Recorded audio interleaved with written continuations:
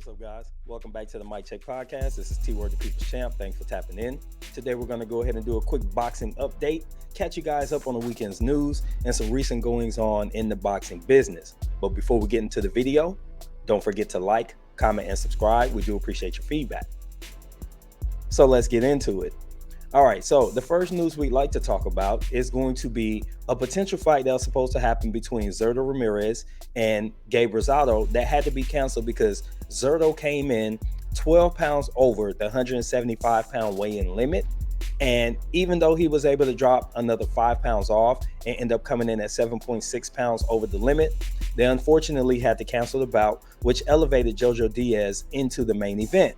Now let's talk about Diaz. Now, while he has some significant out-of-the-ring issues that we don't care to discuss here, that's not really boxing, it's possible that those issues actually have affected his in-ring performance. He took a loss in this fight, and he was seen on social media going back and forth with some boxing fans, and I think these distractions have actually begun to affect his in-ring performance.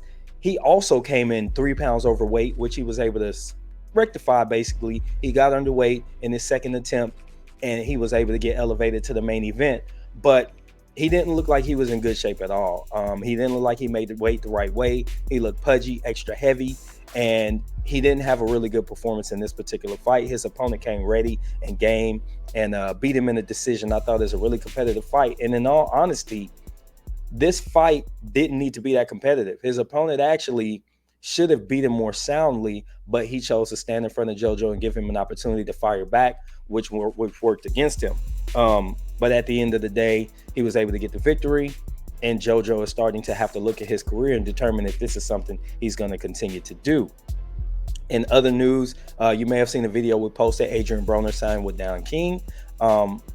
Not exactly sure how that's going to work out for him, but I think it's a good opportunity for him to try and get back in shape.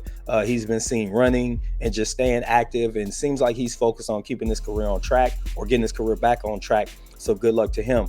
In addition, there were some things going on with Caleb Plant. There's some news that broke that there's a video that dropped, and I think it was published through ES News several months ago, and then it resurfaced recently of Caleb seeming to have an issue with the gym owner, but this actually occurred last year.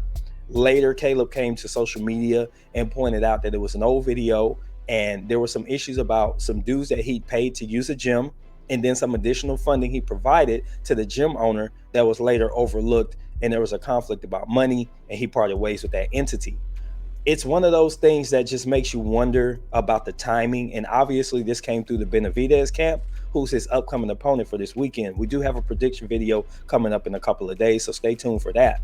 But this is one of those things that can derail great preparation, because he spent a lot of time on social media explaining his case. And I think he could have just left it alone and let people think what they want.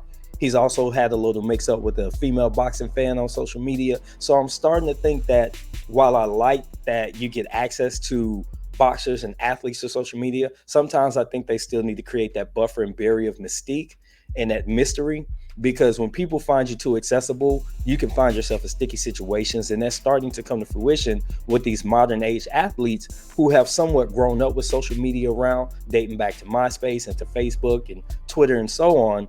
These people find themselves mixed up in very sticky situations. I think maybe it's time to hire somebody to run your social media, and they just get you to vet some of your responses versus you actually emotionally responding to things, because it's starting to get people in trouble. And it's starting to look that way for Caleb Plant. Maybe it's time to take a break. And this close to the fight, it might have been time to just turn off social media or hand the phone over to his wife, Jordan, and focus on this last week. Now, that fight's going to be March 25th.